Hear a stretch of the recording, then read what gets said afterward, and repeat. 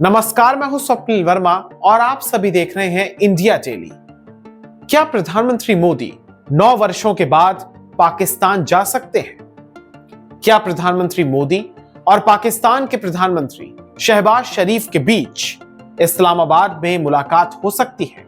क्या भारत और पाकिस्तान के बीच रिश्ते सुधर सकते हैं? ये तमाम सवाल इस समय अंतर्राष्ट्रीय कूटनीति के मंचों पर लगातार डिस्कस हो रहे हैं। बड़े बड़े थिंक टैंक्स हो या विशेषज्ञ हो, इस बात पर जरूर मंथन कर रहे हैं, चर्चा कर रहे हैं कि प्रधानमंत्री मोदी अगर पाकिस्तान की धरती पर जाते हैं तो इसके मायने क्या हो सकते हैं।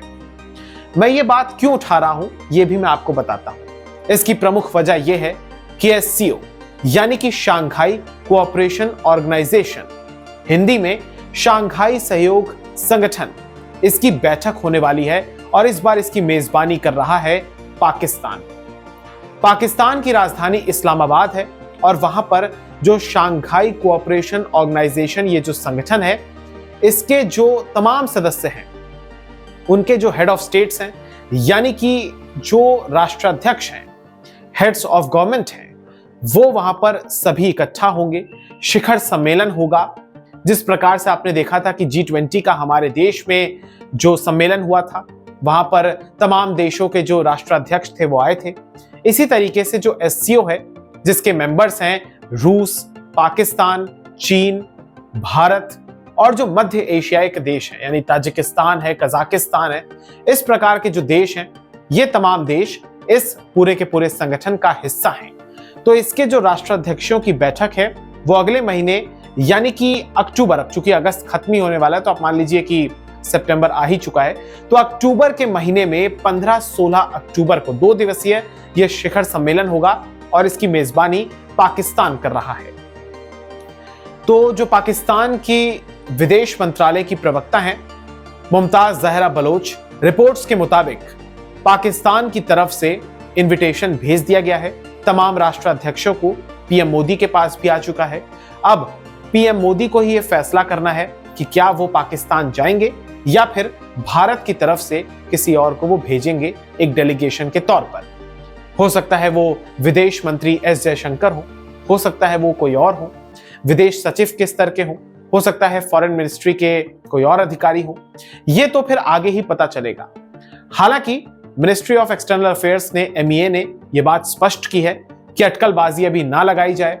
भारत की तरफ से इस पूरे मामले पर अभी कोई बयान नहीं आया है कि कौन उसमें जाएंगे, क्या प्रधानमंत्री मोदी स्वयं उसमें शामिल होंगे या कोई और उसमें शामिल होंगे।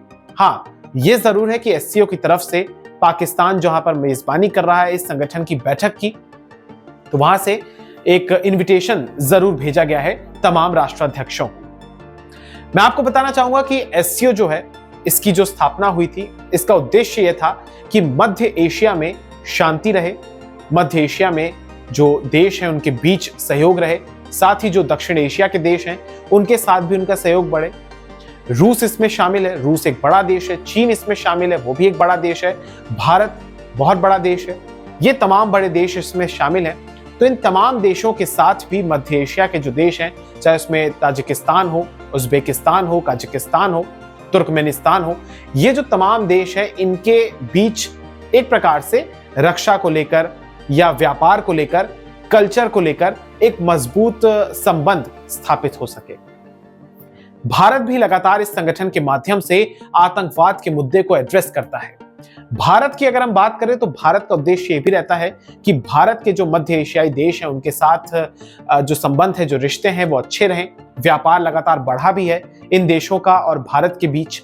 साथ ही इसमें चूंकि रूस भी शामिल है, तो भारत के रूस के साथ संबंध चूंकि मधुर है, तो इस संगठन के माध्यम से और भी वो अच्छे हो जाते हैं। ब्रिक्स में भी भारत और रूस एक साथ है, चीन और पाकिस्तान भी यहां पर है। तो एक विचित्र संगठन है ये। आप देखिए कि यहां पर भारत के मित्र भी शामिल है, तो वहीं भारत के आप कह सकते हैं दुश्मन देश भी इसमें शामिल है, चीन और पाकिस्तान के तौर पर। तो उनके दबदबे को कम करने के तौर पर भी भारत इस संगठन को देखता है। साथ ही भारत लगातार इस संगठन के माध्यम से आतंकवाद के विषय को भी एड्रेस करता है। मैं आपको यह भी बताना चाहूंगा कि भारत और पाकिस्तान के बीच जो संबंध है वो काफी ज्यादा तनावपूर्ण है।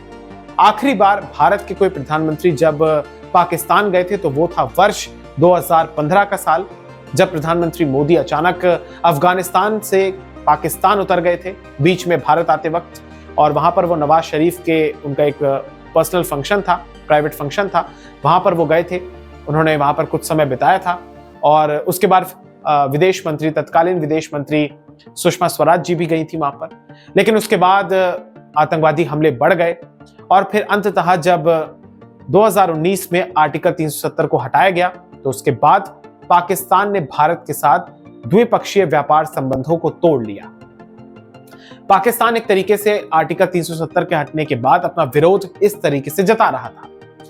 तो अब ये देखने वाली बात होगी कि क्या पीएम मोदी इस्लामाबाद जाते हैं, वहां पर शहबाज शरीफ से मिलते हैं। ये बहुत बड़ी बात होगी अगर ऐसा होता है। हालांकि मैं आपको बताना चाहूंगा कि इसी साल जब जुलाई के महीने में एससीओ की एक बैठक हुई थी, क्योंकि जब एससीओ के हेड्स ऑफ गवर्नमेंट का जब होता है संगठन, जब शिखर सम्मेलन होता है, तो उससे पहले भी कई मंत्री लेवल की मुलाकातें भी होती हैं। विदेश मंत्रियों का हो जाएगा, रक्षा मंत्रियों का हो जाएगा, भिन्न भिन्न प्रकार के सम्मेलन उससे पहले भी आयोजित होते हैं। तो इसी कड़ी में जब कजाकिस्तान में एक संगठन में एक एससीओ की एक बैठक हुई थी, तो इसमें पीएम मोदी नहीं गए थे बल्कि विदेश मंत्री गए थे। मैं आपको बताना चाहूंगा, हालांकि जब पिछले साल भारत ने इस एससीओ समिट की मेजबानी की थी, तब ये वर्चुअल समिट हुआ था। तब इसमें वर्चुअली ऑनलाइन तरीके से शहबाज शरीफ भी शामिल हुए थे, लेकिन वो भारत नहीं आए थे। हालांकि भारत आए थे पाकिस्तान के तब के विदेश मंत्री बिलावल भुट्टो, और वो गोवा आए थे, और 12 वर्षों में ये पहले ऐसे विदेश मंत्री थे पाकिस्तान के जो कि भारत आए थे। तो ये कुछ बैकग्राउंड है। बाकी एससीओ एक मजबूत संगठन है, एक तरीके से आप कह सकते हैं कि एशिया के देशों का एक बड़ा संगठन है, जिसमें बड़ी आर्थिक तौर पर बड़ी महाशक्तियां भी शामिल हैं, जिसमें मध्य एशिया के वो इंपॉर्टेंट देश भी शामिल हैं जहां पर जो प्राकृतिक संसाधन है, गैस है, ऑयल है, इसका भंडार वहां पर मौजूद है। रूस जैसी एक महाशक्ति भी यहाँ पर मौजूद है। तो एक अच्छा और एक बड़ा, एक प्रभावशाली संगठन है ये। हालांकि वेस्ट इस संगठन को एक तरीके से कमजोर संगठन के तौर पर देखता है, अमेरिका और वेस्ट ब्लॉक जो है, जाहिर सी बात है।